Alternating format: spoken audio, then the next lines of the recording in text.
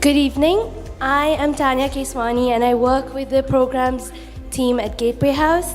On behalf of Gateway House and Avid Learning, I'd like to welcome you to a panel discussion on revitalizing Mumbai's historic precincts, our foreign brands, the catalyst.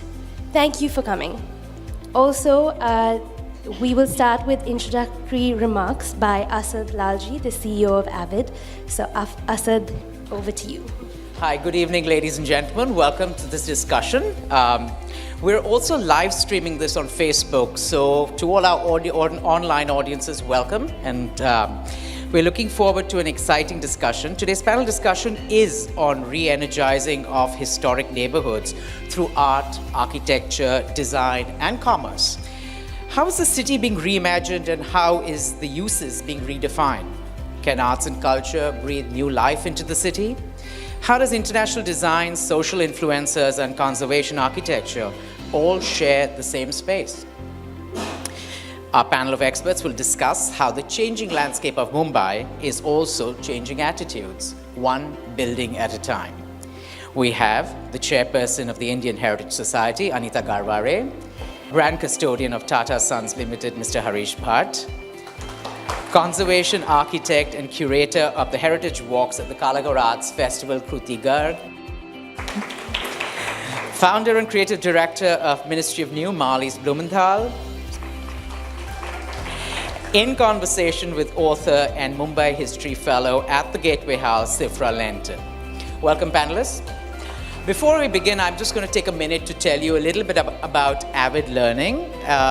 Avid Learning is the cultural arm of the SR Group. It's a public programming platform. What we do is we present the best of Indian and international writers, thinkers, artists in the area of art, culture and heritage, literature and innovation, and we do so through formats like workshops, masterclasses, lecture demonstrations. We started in 2009, and since then we've done about 750 programs, and we've connected with about 75,000 people worldwide.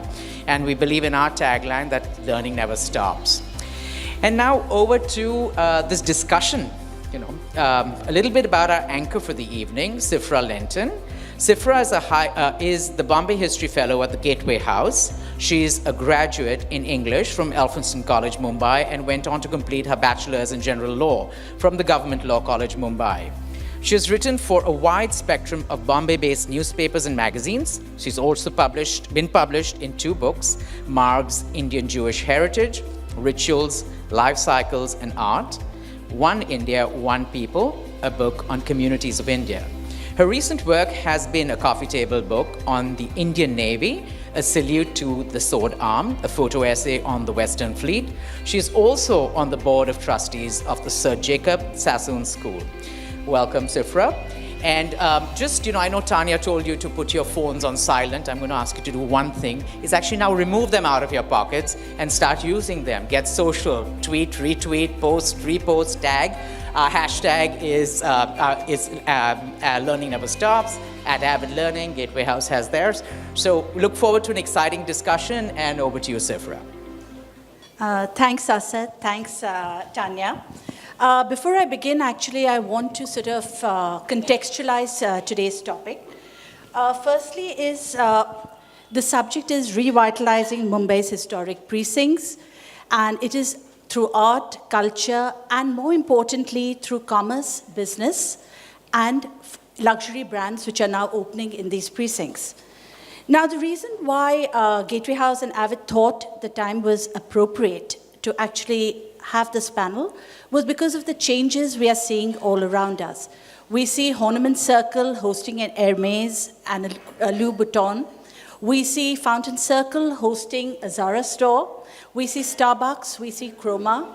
So with all these changes coming up in these precincts, which are Grade 1 heritage precincts, and where shipping companies, banks, insurance companies have actually moved out, is there something new happening? Are these trends going to deepen, increase?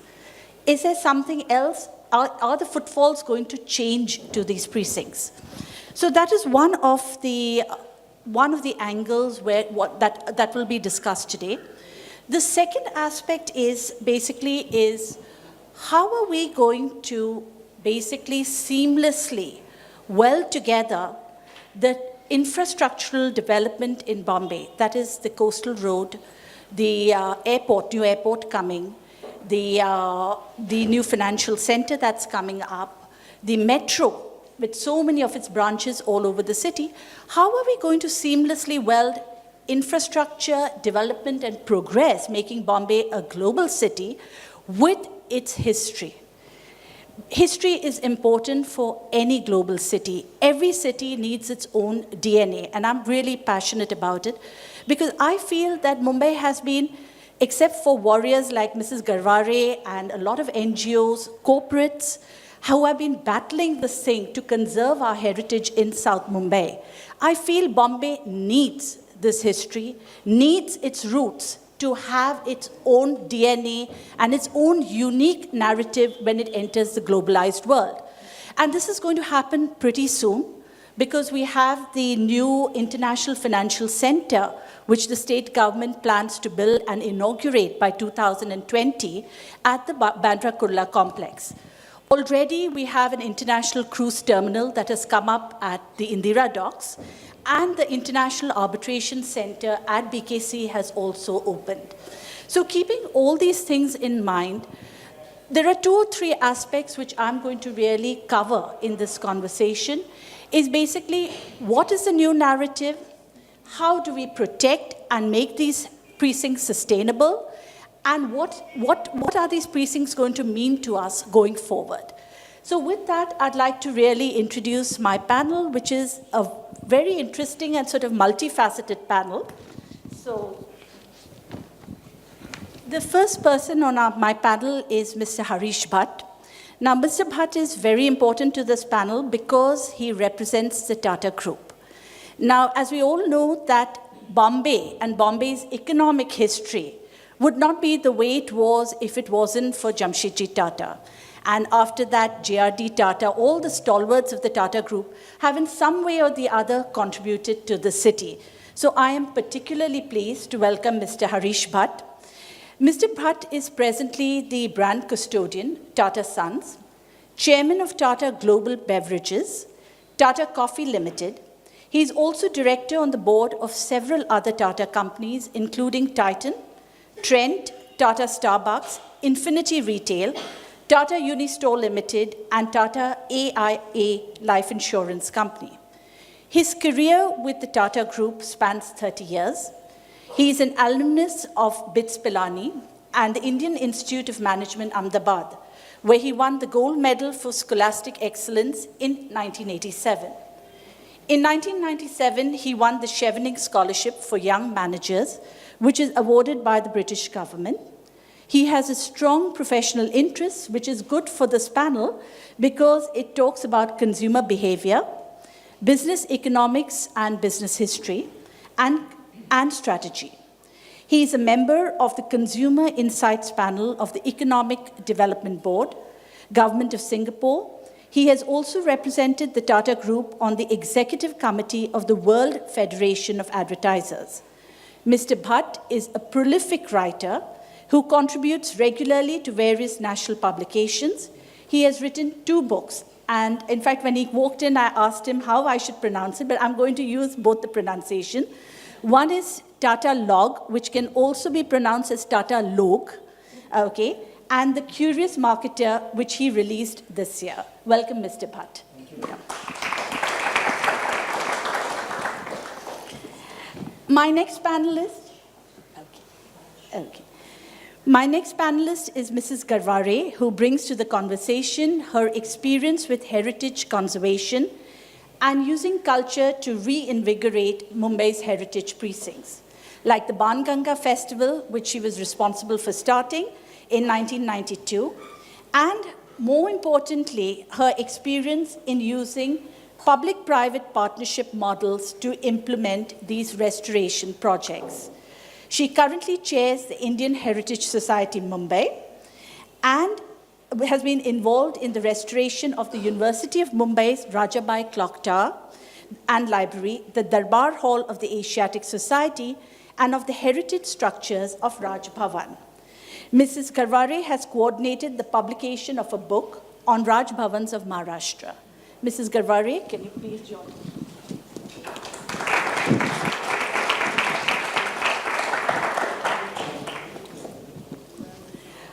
Our third panelist is Marlies, and Marlies brings in a unique expertise onto this panel. She's the founder and creative director of the Ministry of New. It's a design-inspired collaborative workspace for independent professionals looking to be part of an international creative community. She is a Dutch graphic designer by profession. Marlies worked as an art director for several international magazines from Europe and India. Much of Marlies' designs well together Dutch minimalism fused with inspiration from Indian city life. She's been based in Mumbai since 2008. Welcome, Marlies.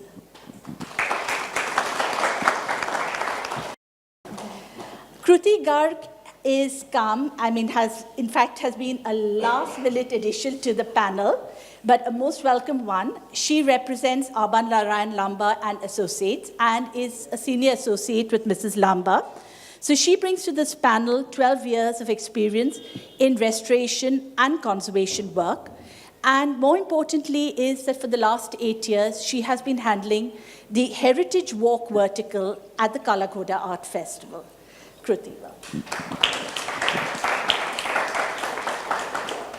Now, I'll start actually by why this idea actually started. The idea actually was triggered by the opening of the Zara store. While the Zara store or Ismail building was being done up, everyone was sort of agog at what was happening behind the scaffolding, as it were. And when it was unveiled, it was such a wow factor. Wow factor from 2 points of view, that we never realized how beautiful these heritage buildings are after restoration. And secondly, that a global brand like Zara would decide to come and locate itself on a streetscape at Flora Fountain. So Harish, actually my first question is for you. Okay. The Tata Group is in a joint venture with Zara in India. And what inspired this move to Flora Fountain and to the Ismail building? So thanks for that question. I think the Tata Group through Trent has a joint venture with Zara. You're quite correct. And I'm very happy that I have a co-director of mine on the Trent board here today. Mr. Behram Vakil is here. Where are you, sir? Yeah.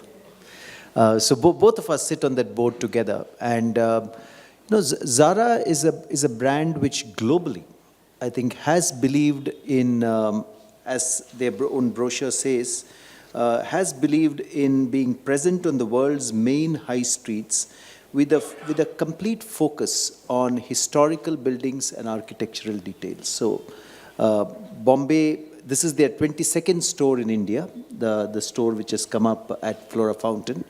We do believe that part of Mumbai, the entire fort area, is so historic and has so much architectural heritage which can truly come alive through brands like Zara, in which we have joint ventures. I must mention here that Zara was not the first brand that we have brought to that part of Mumbai. Prior to this, we also have a joint venture with Starbucks. And many of you will know that Starbucks arrived in that part of the city about 4 years ago. Its first store in India came up at another beautiful building located near Horniman Circle called the Elphinstone Building, on the ground floor of that building. And that was tremendously successful. If you go to that store today, you will see it packed with young and not so young people, but everyone, enjoying the environment within the Starbucks store. And we thought, wow, this is a store which has made part of that area come to life. And that was not the first store either that we introduced there. Even a few years before that, just next to the Starbucks store, you will see another Tata Group venture which opened a store there called Chroma at one corner of the same Elphinstone building. And that store has also brought in a lot of new customers there. So we believe that stores like Zara or stores like Starbucks or stores like Chroma are destination stores which can bring in a number of new footfalls and a number of new customers, new people visiting this part of the city. Typically, that part of the city is very busy on weekdays and somewhat less busy on weekends. If you come there, you won't find too many people around. But these kind of stores bring in a number of people over the weekends as well. So it brings in, I think, entirely new populations to a very, very rich, architecturally rich part of the city. Mr. Bhatt, how do your stores really give back to the precinct? And how does the precinct add to the brand value of these stores? More from a branding perspective. Yeah. First and foremost, let me tell you how the precinct adds value to the stores. These buildings, the Ismail building that Zara has restored, or the Elphinstone building where Starbucks has come in, they are such beautiful facades. All that these stores have done is they've restored the facades. So if you take the Ismail building, I think the most spectacular part of that restoration has been the facade. And you will see there, I think, a mix of, I think it's green basalt and limestone together, which has got restored on the facade itself. Whereas if you come to the Starbucks store, it's just taken, the pillars of the Elphinstone building at the front actually serve as facade to the store as you walk through and enter the store. So I think the beautiful buildings themselves, the Ismail building and the Elphinstone building, have given character to the stores to begin with. And that's what I'd like to say, that the precinct has added value to the store. How the store adds value to the precinct is, I think, by bringing in many more people who can experience that precinct. Take Zara, for instance. Zara, there are a number of young customers across Bombay who love shopping at Zara. I'm not sure how many of you do. I'm sure many of you visit a Zara store. Many of you visit a Starbucks store. So a number of young customers, number of professionals who work in that area tend to congregate at these stores, and that, I think, creates nice human hubs around these stores, which have not existed before. So the creation of those nice new human hubs is how I think these stores contribute back to the precinct. Apart from, of course, restoring buildings which have always been beautiful, but which come to life when they're restored. A little factoid, actually. What I really like about the restoration of Zara is the fact that it has the ship and the anchor, I think, on its lintel, because the Ismail Yusuf building was actually owned by the Ismail Yusuf Trust, which were the owners of the Bombay Steam Navigation Company, intimately involved or intimately connected to Bombay's history. Now, Marley's... I'm told that building is 110 years old. Yes, it is. That's what I yes. heard. Yeah. And it's lovely that you've sort of brought it alive. It's really nice, and the architectural features have been retained.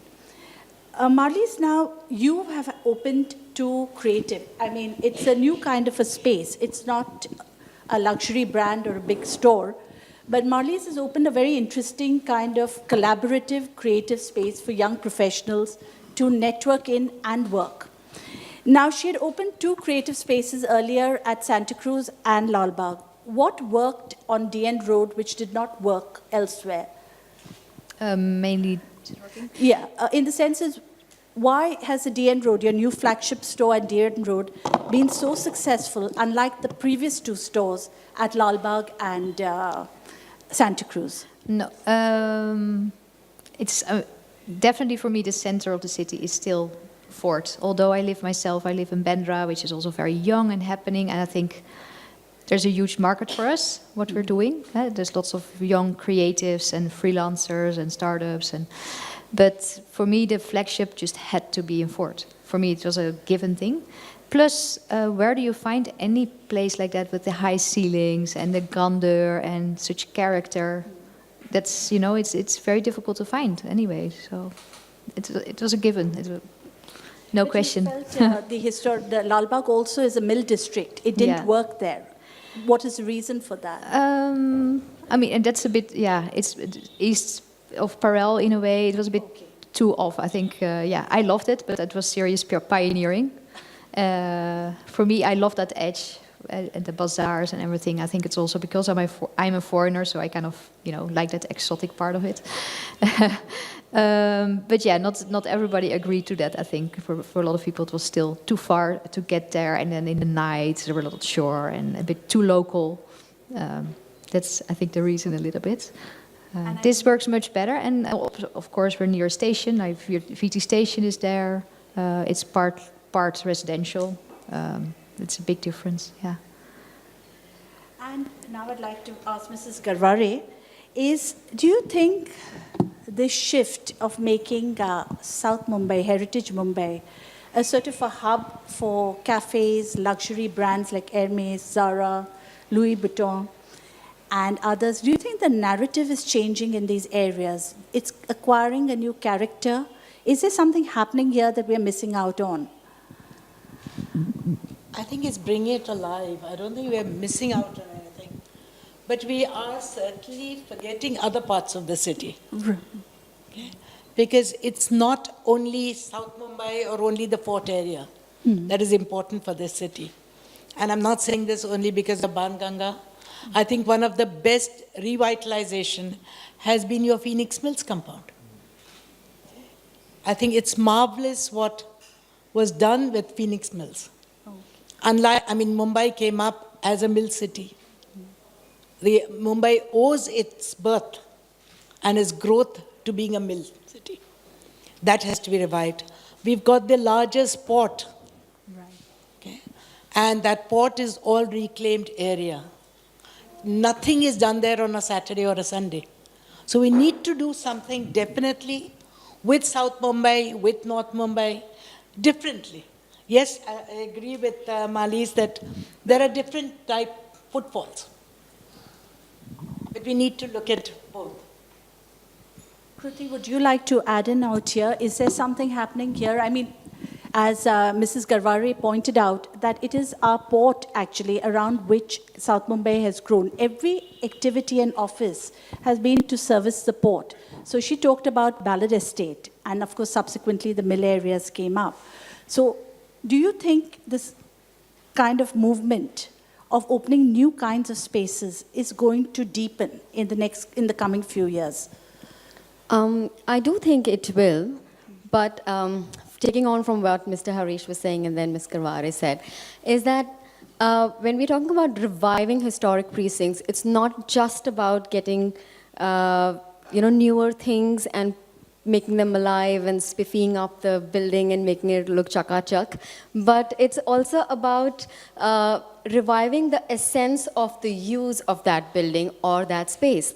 Now, for a city like Bombay, on a DN road, when the fort walls were demolished and the whole DN road came up, where you have the Khadi Gram Udyog, there was a departmental store there. So there was commercial use planned or as part of the history of the city. So, brands like Hermes or Louis Vuitton or Starbucks or Zara coming in are the need of today's time.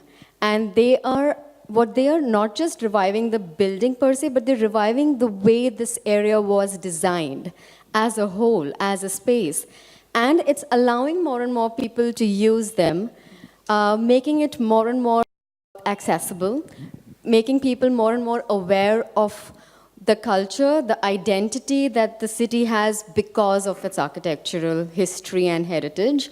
And it's like this two-way thing that sort of therefore connects the people and not just, a use per se, but it's the building and its use but also together. There's another narrative there, Kruti. You're right, that a lot of these buildings were, like, for example, the Army Navy stores was where West Side was, or even Fraser's was there where one of the Khadi Bandar is. So, but at the same time, a lot of the old businesses, like insurance, like shipping, like for example, the Ministry of New is at a building called the Kitab Mahal, where there were booksellers there. Most of these businesses have become sort of defunct because of e-commerce, digitization. So in a sense, reinventing these spaces for new uses also. is something which is needed. I mean, Which you is, know, absolutely. we're just talking about a few. Yes, there were big stores, but that's not the entire picture, because we're talking about the financial heart of all Bombay. No, you know? what I meant was that it's not just the departmental stores in the past, it's about the interaction of the people with these spaces. So definitely reusing the defunct areas, and that goes for the Phoenix Mills and the other mill areas, leasing in new life, whether it's in form of a new use, which is the current need of the hour, is very important at the same, Right. to have to function in that space. What we're losing out on, Phoenix Mills started off as a good example, but down the road we've lost Yes. a lot of the other mills, which clearly could have been way better, better utilized, or could have, upscale Mumbai to have made it into like setting the tone for other Indian cities or other countries to follow suit, which we somewhere lost out Right. on the redevelopment of these textile mills. That definitely. was a sort of a missed opportunity for the city, given the kind of space it offered and the kind of way it's been developed. I felt that it was a story that one should not, replicate, especially for our new salt pan lands, which will open up soon. Now, coming back to how do we go about sort of sensitizing people, reusing, restoring these areas. Mrs. Karwari, you have been involved a lot with the public-private partnership model. How have you all used it? I mean, how have you used it through the Indian Heritage Society? No, we started off in 1991 with the idea, started in 1991 when there was a plan to fill in there were 5 tanks in Mumbai. 4 were filled in, and the 5th one was the Banganga tank, which is the only one which has a natural stream. So when it was being filled in with the idea that there's malaria in the city, it was to sit on the doorstep of kind people like Tatas. It wasn't the Tatas then. It was 3 banks who supported us. And it's always at the beggar's bowl. You have to sell an idea. You have to sell an idea. You have to ensure that your kind sponsors are sure you're not going to misuse the money they put in, and that you will use it for the purpose you have. So we've been able to do that since 91 till today. We continue to do that. We continue to do art in the park. We do restoration projects, all with corporate funding. Mr. Bhatt, in fact, when I spoke to you, you mentioned that the Tatas has almost 31 heritage properties in South Mumbai. And you'll have, how do you make these properties? Sort of, a lot of them, I'm sure, not just a Bombay house which is fully occupied, but you must be having tenants. How do you sort of make these properties, maintain them, and make them relevant, as well as make them financially sustainable? So the 31 properties that I mentioned to you were in the context of something we have tried to do as the Tata Group, and the author of that effort is also here today, my colleague Harish Menon. What we have done within the Tata, the buildings like the Tata Group's corporate headquarters, which is Bombay House, as much as now the Zara store or the Starbucks store, but equally buildings like the Taj, or buildings like Esplanade House, where Jamshedji Tata grew up and spent a lot of his time, or buildings like NCPA, which were established long time back. People like J.R.D. Tata and Dr. J.J. Bhabha led that effort. So we have put together a Tata Heritage Walk across 31 of these buildings, which have some Tata connect or the other. Harish Menon devised that, and that happens every weekend with a guide if any of you do want to go on that walk. But I think a walk like that brings to life the character of each of those buildings. You have been associated with many heritage walks, and you're the author of the Kala Ghoda heritage walks as well. So we have in our own small way tried to do something to highlight. And this is not just for all of us who are sitting here, but we would like, within Bombay there are at least a couple of lakh Tata Group employees and their families who live within Bombay. We would also want them to visit these buildings, which builds a sort of pride in the heritage of the group. So that was also one of the reasons that a walk like that was crafted. Apart from, of course, I think everyone who lives in Bombay and visits Bombay would like to know more about these buildings. What kind of efforts do we invest in the conservation of these buildings? I think that really varies from one building to the other. If I take our own corporate headquarters, Bombay House, I think largely speaking, the facade of the building, like ma'am you were mentioning to me, has remained virtually the same. But a lot of efforts have gone into making the building very energy efficient. And it is today a platinum green rated building, and perhaps the first heritage building in Bombay to be platinum green rated. So we have tried to make it as energy efficient as possible, using as little water as possible, ensuring it's power efficient within the building. I think some of those efforts are what have gone into Bombay House. I was interested to read, when I read about the history of Bombay, that the Tata Group was perhaps one of the first to name its corporate headquarters after the city where it was based. That's why they called it Bombay House rather than calling it something else. And we have a responsibility to maintain it, to conserve it for the future. The efforts which go into conserving the Taj could be very different from this, because I think a lot of efforts have gone into actually rebuilding and recreating a lot of the Taj after those very tragic attacks which occurred. That required a different degree of conservation there. But with the new Zara store, for instance, I think we had expert stone masons that Inditex, who are the owners of Zara, called down for the restoration of the green basalt, for the restoration of the limestone and the facade. Very different effort from what we have done at Bombay House. So I can't really give you one uniform answer. I think it varies from one building to the other. You all don't have a sort of a corporate policy regarding these heritage buildings, taking them holistically? I think each building has its own policy of how it's maintained. Okay. And each building requires a different nature of restoration or a different nature of conservation. Mrs. Garware was mentioning to me, she was referring to the efforts that TCS undertook to restore TCS House, right, which was earlier Rally House, Rally House, which was very different from what is required in a Bombay House. Now, this is a question for everyone on the panel. Are there any international templates or models that we can reference? I know Bombay is unique in its own way. It has its own unique economic history, political history, community, cultural, but more important, its own port and harbor and naval history. So is there any model that comes to mind which we can reference to basically how do we carry out development with conservation and reinventing these spaces to make them more relevant to us presently and to us in the future? Anyone on the panel? Mrs. You definitely have London. You have the Docklands. You have the flats of Cleveland, which have all been done up. This was a. But what can we draw? What can we draw from those examples? It's adaptive reuse of the premises. So it's not just being a store, but being something different. Maybe it may have been designed for a store, Right. but it could be given a different purpose.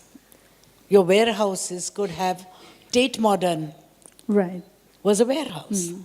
So it's a totally different, you've given it a different meaning. So not just cleaning up, but let us give the city something else from what we have inherited. Is there anything you have in mind specifically for the city which urgently needs to be done to retain its heritage? I think first thing is to teach the history of Mumbai. No school, no college, no student, nobody here knows the history of Mumbai because it's never been taught. Can I request Tata Group to maybe take on teaching history of Mumbai in different forms? Harish is here. In different forms, maybe on e-books, whatever. It doesn't have to be a book anymore because I find very few people read that. But we need to teach the history of Mumbai and bring the pride. And that is how we started awareness programs, was that we used to refer to, Valkeshwar, Banganga, without knowing why you called it that. Right. No, I want to build on that point. I think that's very important. And I think we should also do it in a format which is amenable to the younger people of today. Ma'am is quite right. Very, very few, I have a daughter who's 22 years old, and her college mates or younger people in their teens, I find more and more people want to read digitally. They want it on a digital app. They would like to go and snack on little bits of pieces of content rather than read a essay on history like I used to do when I was in school or college. So we also need to often in these things the medium is the message.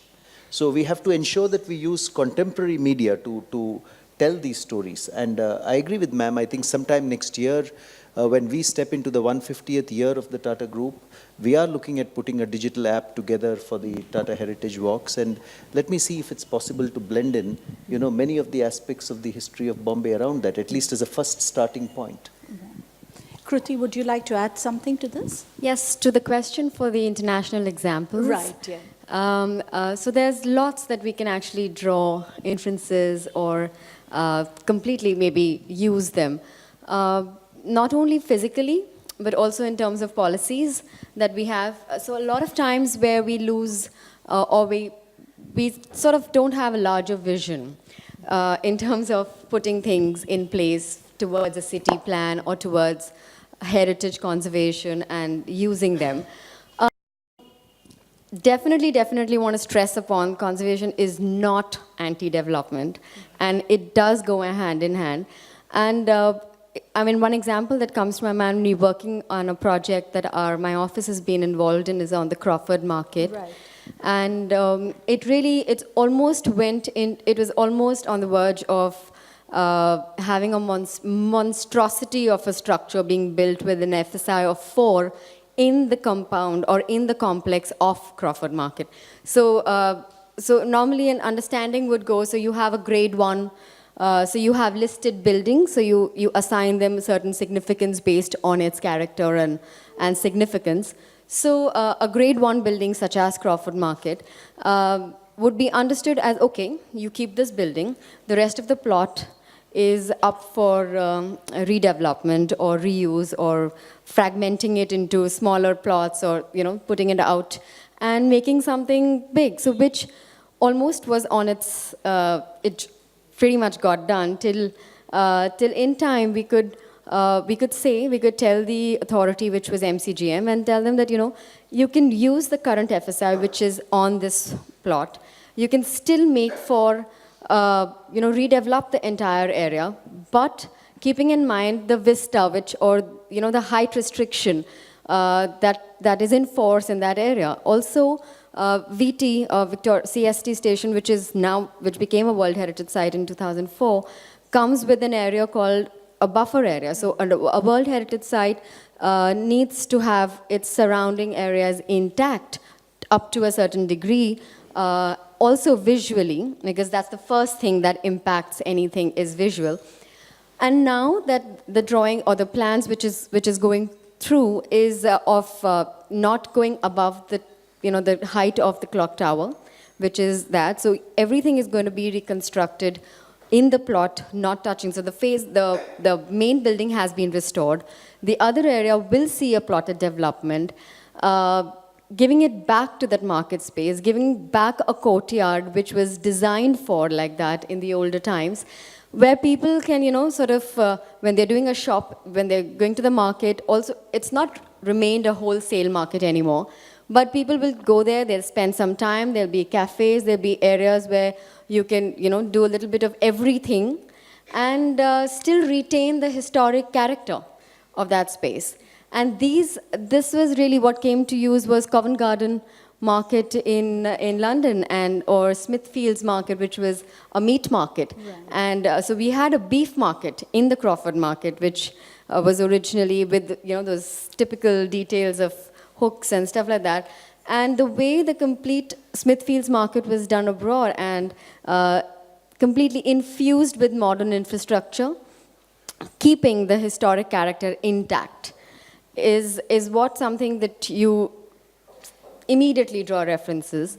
And it's so important for a city like Bombay because in Bombay we don't have monumental architecture as our heritage. It is the buildings that we use. It is the people who are in and out of those buildings on a daily basis. It's not like going to visit a Taj Mahal or a Qutub Minar or a Humayun's tomb. It is going inside VT station, coming out of the concourse. It is going inside BMC buildings and stuff like that. It's literally something like that. And then, the best example, again, after that was inference from the London Opera House and the recently opened Mumbai Opera, the Royal Opera House of Bombay, and which not only leases life to the building, it leases life to the space. It leases life to that precinct where the reason why that precinct got its name, which had died down. So that's how it completely sinks in together. So, in fact, taking up for what you've talked about arts as a catalyst for change, of course, I always feel that even for the arts, one has to have money. Nothing ever functions, all these areas, revitalization without money, as every one of you all must have experienced, is not possible. But yes, arts can bring about sensitivity, awareness. So, Mr. Mehta, Mr. Bhatt, as Tata's has done so much for Mumbai in terms of particularly the Tata Theatre Complex, okay, do you feel that arts backed by corporate funding can be a catalyst for change? And what kind of change are we talking about and how important is that change? Yeah, so I agree with you. I think art does need corporate funding. Art does need corporate sponsorship. And I think each corporate has to decide what area of art or what specific focus they want to provide to a segment that they will sponsor and take forward. So apart from NCPA and the Tata Theatre itself, which is now several years back, it was several decades ago, 1969 I think when it was 1970s, early 1970s when it started. Yes, when Prime Minister Indira Gandhi came there. But more recently, I think the Tata Group has chosen to sponsor a literature festival called Tata Lit Live, which brings in authors from across the world. We do it in November each year. It's curated by Lit Live and by Mr. Anil Dharkar. And of course, I think it requires appropriate investment to get some of the finest authors coming in from all over the world and to curate, talk shows with them or sometimes even theatre, which is displayed.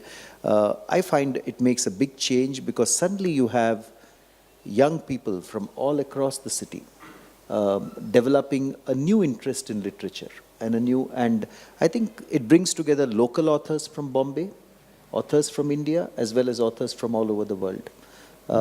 Perhaps we should do much more, but this is, I think, a good step that we have taken towards reviving one part of the art. Similarly, I think the Tata Group does provide some support and sponsorship to the Meli Mehta Foundation, which brings Zubin Mehta here every now and then for once a year for his orchestral, which are superb performances. You sit in the NCPA and listen to those performances, and you go out with a spring in your step and music in your heart. Superb performances. I wish we could do much, much more, but these are, I think, small steps that we have taken as a group. Can I say, yes. Sorry to interrupt. I think we need to take the heritage movement or conservation further to the masses, which can only happen in the local languages. And let us use television, which is our strongest medium and has been very badly used. Because every hutment has a television. Okay? So let us try and take the movement to the masses through television. Don't ask me how we do it. Maybe we get ZTV or someone involved. But we need to do it in the local media as well. But also many of these, Marlies, Can I go back to the art part? Yes. Of course, with our co-working space, we also attract a lot of creative people. I mean, you're talking now about art being a little bit more, you know, the literature festival and a little bit more the fancier art, fancier festivals for art. Like we attract young artists and young creative people. I feel in a lot of cities all over the world, the areas which are a little bit neglected for a long time, it attracts artists. Artists attract young people because it's kind of cool and it brings a new kind of life to old buildings, for example. And that attracts brands because they want to, you know, touch these people. They want to, that's their markets again. And then, you know, the value goes up for buildings and areas, and that makes cities as well, like old cities. And look at Brooklyn, or in London you have different areas, of course, which were maybe neglected for so many years, and now are their hippest areas and the most fancy areas. That's also art and creative people, and, you know, and that doesn't need that much, like, I mean, funding is great, corporate funding is great, but I think it will always help if even the landlords here sitting, you know, they're sitting on top of like beautiful buildings and they're empty, you know, empty spaces. I see them all around. And there's, of course, there's issues with families and all these litigations and rental acts. I know.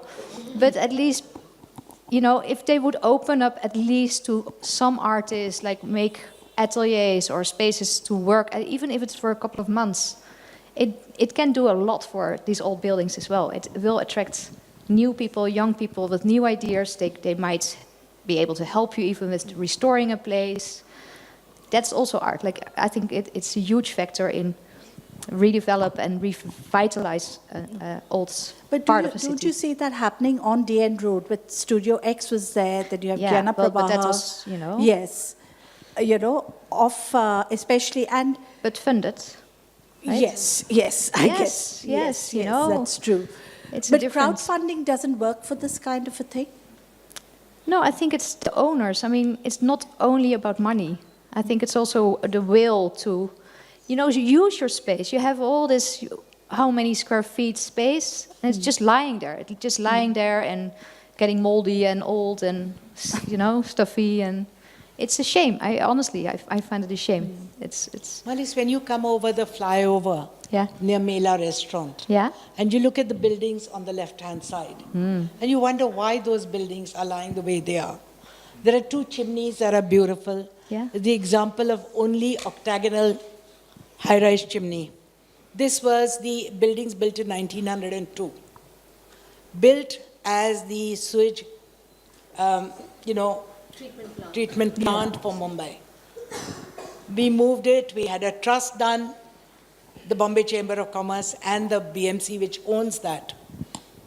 Unfortunately, it's not just money that's required. She said it is the will. Right. And it's not the will of the people like you and me. It is the will of the powers that are...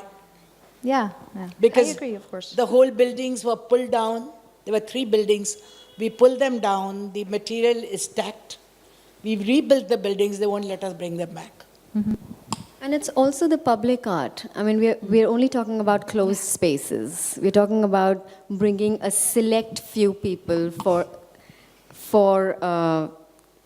seeing or appreciating art and you know, stuff like that. But it's also public art, and we as Indians are ridiculous in our public art when it comes to our cities. We are horrible. They're just really bad, and that's where the government and corporates can make a difference, where you do a system. It's not just for you know, for a specific group, but you're doing it on a larger level. It's a roundabout. It's the walls of an old compound. There are many more things, and you can get students involved. You can get people from sculptures, like that, and there's so many things. So, which does happen for those 9 days at Kala Ghoda Arts Festival. So it does draw, I mean, the kind of impetus that festival has given to this city, which has now made it the festivals on an international level, and the kind of footfall that it receives, not only for the people of the city and outside, people come from a lot of places. It's also for the people who take part in the festival as painters or as artists or as people who get a platform to showcase what they can do. And so, I mean, if we could do that and formalize it in some way Kruti, towards this is what our... this WADA project was meant for. Yeah. It was meant to bring artisans Right. with and show people how those works are done, not just selling them. Yes. And the will was there, it's still lying as it is because no one can dissolve that trust. No, but summing up everything that you'll have said, it means there are different stakeholders. I mean, essentially, there are different stakeholders in the city. So how do you get them together? What kind of partnership, what kind of model do you use? You have your tenants, you have your landlords, you have the MCGM, the BMC, you have vested interests, you have businesses, small shopkeepers. How do you manage this transformation? Is there a policy in place or is there a vision? Is there some mechanism that can be worked on to put this together, to make this work? No. No. See, I mean, from my experience, not just on a project level, for example, what it really does is it's talking to people, it's making them aware, it's just sitting down with them and telling them how we can have a collective vision to see something through, and it works.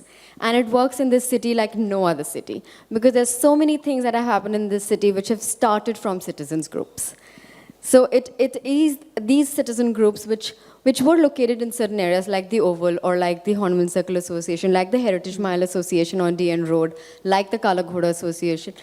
Yes, they came up with that little 1 kilometer of stretch here and that little neighborhood. But it has been steered by the people who, were like-minded, met with people who came onto the same boat, and then the officials involved and stuff. So it does happen. There may not be a set policy, but if we set out to do it, we will find a way to do it. So, but even then, it does require little political will, policy making, because I believe the Kalakoda Art Fest has a GR to that's why they're able to have this festival year in and year out without any hiccups. So there has to be, if you're going to take anything forward, there has to be some kind of policy involvement by the BMC. Absolutely, that is true. Like, I mean, we are seeing where the BMC is now very actively involved in giving cycling tracks or cycling areas for the city, making it more environmental. So there are things that do happen. And I mean, it's also happened for heritage. A lot of government funding does come for heritage. I mean, they're redoing all the fountains. Yes, and so in fact, currently, I mean, there was a time in Bombay where, Bombay is how I like to normally call it, but sorry.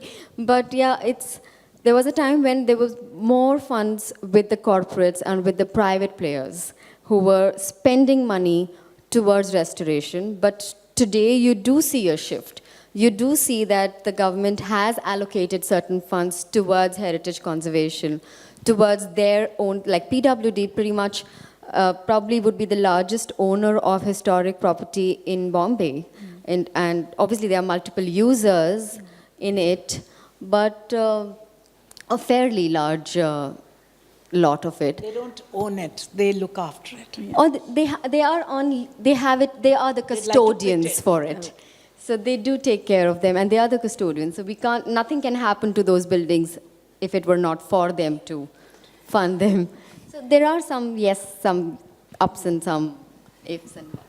What's been really fascinating is actually the changes that I've seen. Coming back to the first point, for a more sort of macro view, why would a landlord empty out an entire building, Ismail building coming to the Zara building, refurbish it, and think that there is going to be a huge store there? So all these big spaces, do you think there's going to be a complete transformation in these areas, or is it just a one-off? Yes, the Tata Group is quite sensitive and, has a lot of these outlets. See, it may not be a one-off, because if I look at that part of the city, and I'm sure it's true of even Phoenix, the number of stores which have come there. If I look at that road right from Horniman Circle up to where the Ismail building is, now you have Hermes there, you have Chroma there, you have Starbucks there, you now have Zara there, and you have so many other beautiful buildings all down that road. So I think it can be the start of something which is fascinating. 2 points I want to make. I think the point that you made, ma'am, which is really when you get people of art, you create a slightly more bohemian atmosphere by getting people there. Then I think a lot more. You get some restaurants there, which get people coming in. You get stores there. Then you're creating different points, different magnets to pull people into those parts of the city. So I think it's only starting now. I think we're still kind of pioneering again, but it's only starting, and especially now with the redevelopment from the east side, like the port, the port club, the port right? lights, yeah.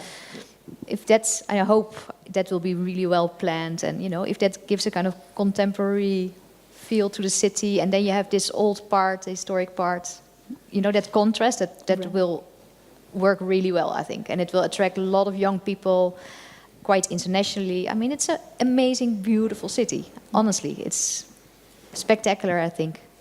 And in fact, you have had a very, very long connection with the city. In fact, when I conversed with Marley, she said that actually she's the third generation that's come to reside in Bombay, because her grandfather was here as the head of a Dutch shipping company and probably located in the Horniman Circle precinct. Then her father came here for dredging the harbour, our Mumbai harbour, and now she's here with the creative space. So it's in my blood, for sure.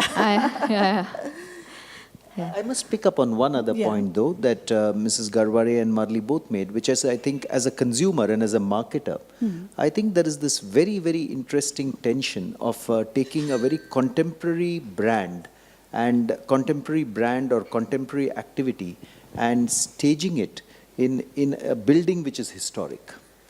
The building is historic. The building is maybe Elizabethan, or the building is from the Victorian age, but within it's very modern, very contemporary. And I think from our own consumer research, we find a lot of consumers love that. That's the kind of contrast which plays very well with their minds. And that's what I think London and Paris have done, and that's what we should do in Mumbai as well. Because look at the difference with the BKC. When I go to BKC, it doesn't have a soul or personality, character. When you walk into any building on DN Road or the Fort area, Colaba, even if it's old and dusty and very dirty, and there's pan against the wall or whatever, spitting like that. It doesn't. It's still, there is like history in it, and you see the light coming in, or there's high ceilings, or I don't know. I can always visualize it like, oh my God, this used to be so beautiful, and you can immediately already kind of think of stories, how it was before, and also like what potential it has, and. I don't know, it's just, the character and the warmth, it has personality. And you will never find it in a new building, not So what we're talking about is actually a very sort of getting Bombay the cosmopolitanism that it needs, and which will actually feed into it becoming an international financial center. And of course, it's one of the largest ports in Asia. So how do you envisage all this sort of, do you think we need to have, not need, what kind of a vision do we need to have for the city? At least the historic. And we're not just talking about South Bombay, because I know there are beautiful buildings even as you're moving up north. So what kind of a vision, and how do we, sort of coming back to the first thing, how do we take development, restoration, and reinvention side to side together? Take it forward for our present and for the future of the city. Anyone wants to take up that question? I think it's very important to save our eastern seafront. Yeah. And how it's developed, because fortunately it has been safe for us. Right. It needs to develop as a, whether it's a port, a cruise terminal, or whatever area, but it has to be a planned development, which has been missed out in Mumbai. Something comes anywhere and, you know. Yeah, long-term vision for sure. I think at least 100 years ahead or something, because that's what I'm missing here often. Like, it's very short-term.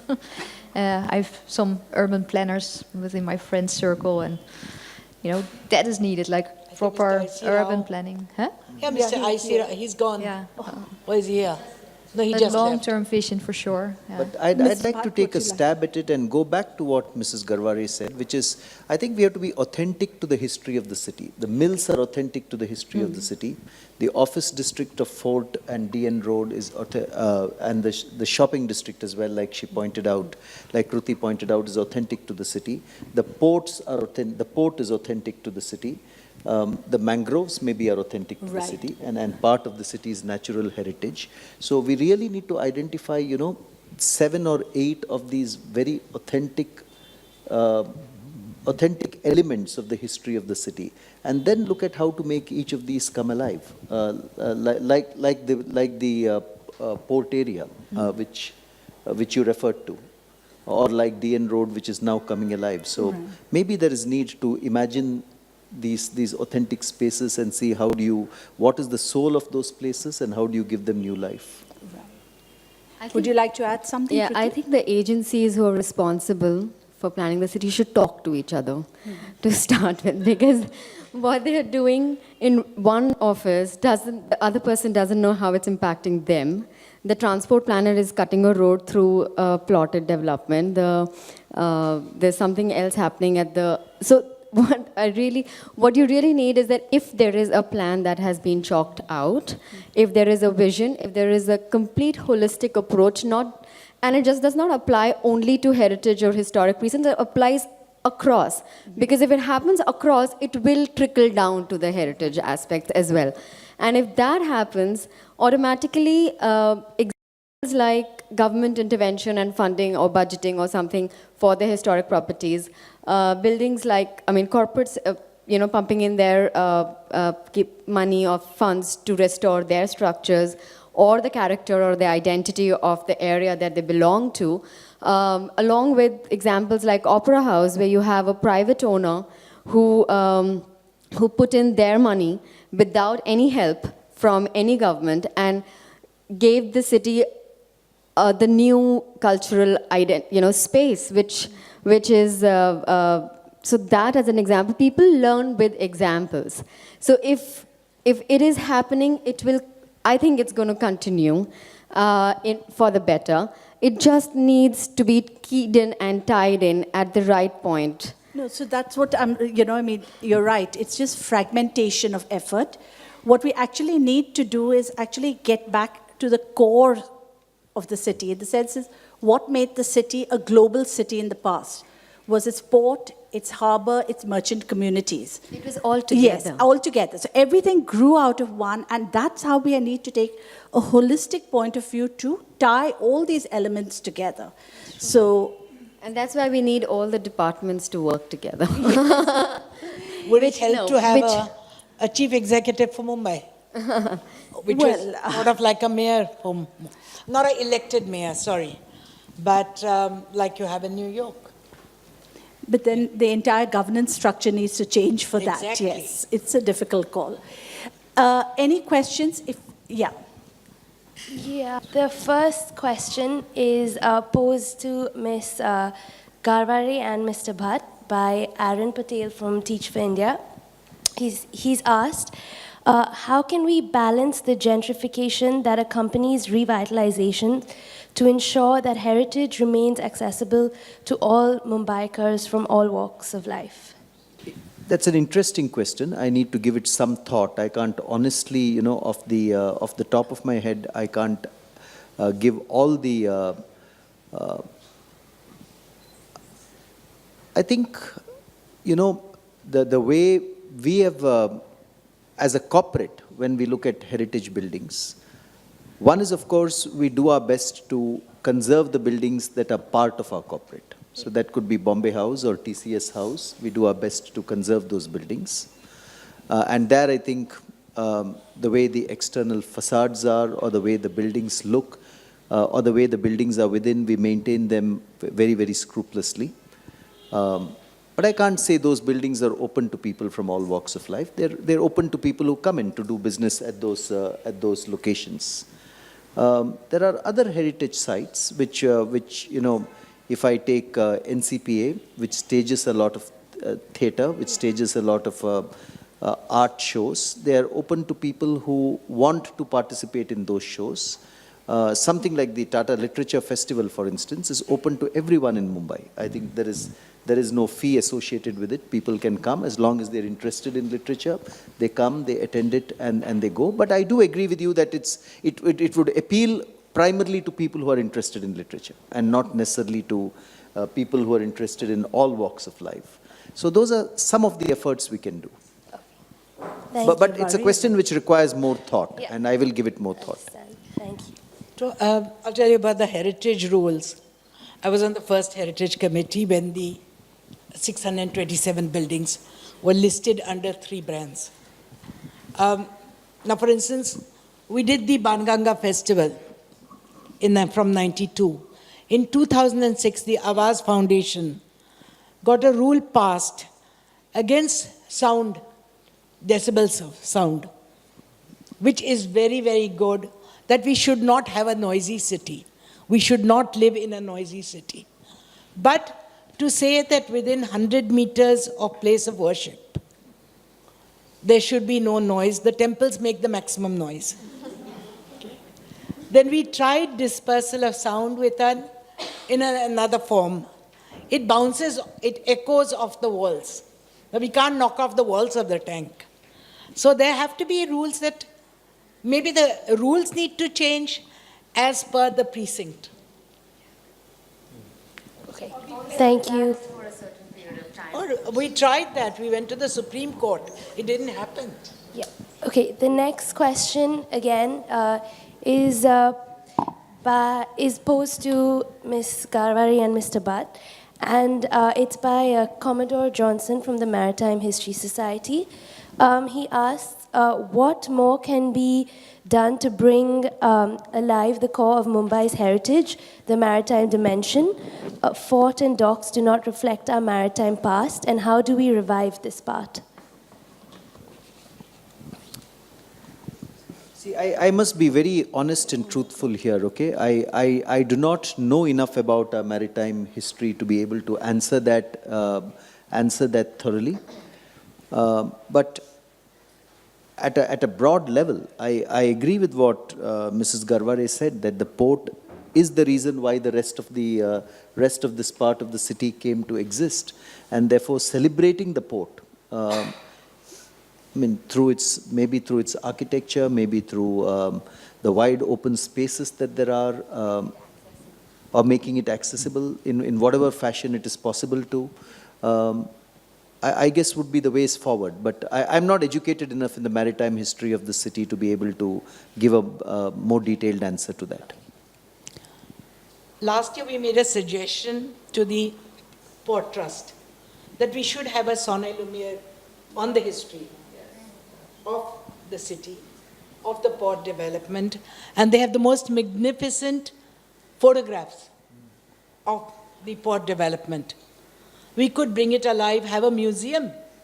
They have buildings that are lying vacant within the port. And I went around personally and studied those buildings. Again, as Kriti said, getting the authorities to agree don't happen. So, I'd love to know. It's still pending. The chairman was then transferred. Mr. Parmar went to Kandla. The present, it's still pending. And you keep waiting and you keep doing presentations saying here is, because in 1997 we did the Sonnet Lumiere on the history of Mumbai, using the 3 buildings of the university's campus. Fort Campus, using the Rajabai Tower to tell the story of Mumbai. Then comes the Awaz Foundation, which is rules that you cannot have sound more than 56 decibels within 100 meters of a place of education. So you have Elphinstone College on one side. I mean, it doesn't make sense. These rules just don't make sense. Excuse me, Mayor, can you please take this offline? We'll move to the next question. Yeah, sorry. Okay. The next question is from Rachel Lopez, addressed to Sifra Lenton. How much of the groundwork would you say has been paved by Intac and its work in the past few decades, beautifying the fort precinct and getting small businessmen to standardize signage and clear out the arcades, etc.? Well, I'm not aware of Intac work, but Mrs. Garware knows what Intac does. So, in fact, I think she should answer this question. I'm a member of Intac, but I'm not intimately involved with their work. I'm also a member of Intac. Intac's most successful work in Mumbai is the Bhaulari Lard Museum. Nothing else in the city. Pupal Jaikar and we tried to save the old Sayadri building, which is a beautiful wooden structure. We lost. And you have this horrible structure today on Ridge Road as Sayadri. Okay, yeah, next question to Mr. Bhatt from Akshay Mathur, the head of research at Gateway House. Which stakeholder do you think plays a bigger role in restoring Mumbai's heritage? Is it the government or private firms?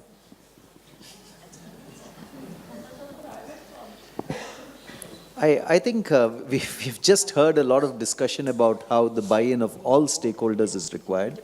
And corporates may still, I think, be willing to do whatever bit they can. Okay.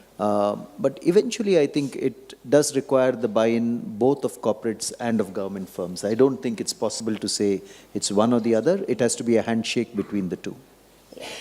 This is to the panel. The Watson Esplanade House Hotel, which is listed, sorry? Esplanade House Hotel, which is listed as a heritage structure, is completely dilapidated. There were reports that the MADA would undertake restoration. Would anyone know the status of that? Is anyone on the panel aware about the status of Esplanade House? It's still pending. Yes. Still pending? Esplanade, Yeah, Watson's Hotel. But now, yeah, but yeah, It's still but now, pending. Yeah, I know. It's still pending. Still pending. Like a lot of things keep pending.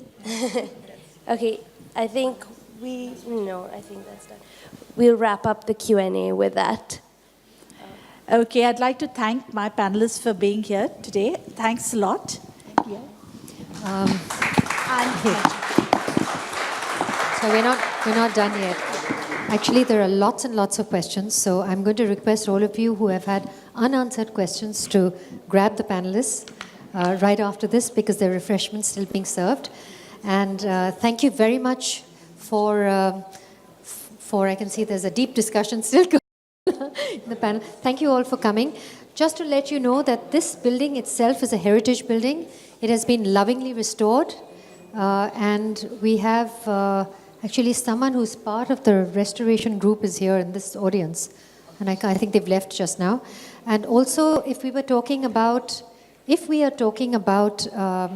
having education, Bombay education being taught in schools, Gateway House has started already. We're a foreign policy think tank, but we have a Bombay History Fellow for this very reason, so that we can get the history of the city to be exposed. We are India's most international city, and I hope that we will just get better. We will. Do you remember about 3 years ago, there was a lot of talk about how there was going to be Bombay, Mumbai, Shanghai, or Dubai. And then we fell off when we fell into 4.5% growth. So I hope we're back to 9% growth, and I hope that Bombay will also be spoken of in the same breath as Shanghai and Dubai. So thank you all for coming. Thank you for coming, and thanks, Azad. Thank you.